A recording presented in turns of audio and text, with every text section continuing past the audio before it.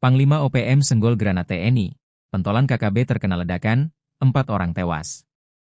Brigjen Lamek Alip Kitaplo, Panglima Tentara Pembebasan Nasional Papua Barat, TPNPB, Kodap 15 Ngalum Kupel, dilaporkan meninggal dunia bersama 3 anggotanya akibat ledakan drone granat di wilayah Kiwirok, Kabupaten Pegunungan Bintang, Papua, pada Minggu 19 Oktober.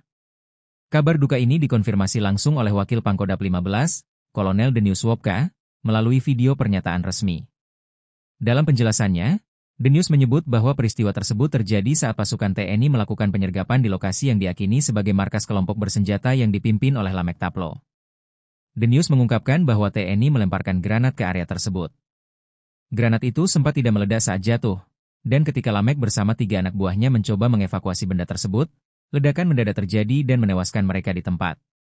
Kami berduka atas gugurnya Panglima Besar kami, Brigjen Lamek Alip Kitaplo, beserta 3 prajurit dalam insiden ledakan bom ini, ujar Kolonel Denius dalam pernyataannya. Hingga saat ini, belum ada tanggapan resmi dari pihak TNI maupun dari juru bicara TPNPB OPM, Sebi Sambom, terkait insiden tersebut.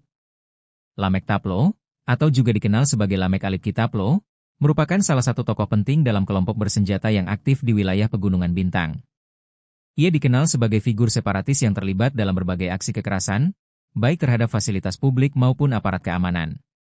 Dalam struktur Organisasi Papua Merdeka, OPM, Lamek menjabat sebagai Panglima Komando Daerah Pertahanan, Kodap, di bawah militer TPNPB. Kelompoknya, yang dikenal sebagai Ngalum Kupel, telah dikaitkan dengan berbagai insiden bersenjata di kawasan tersebut.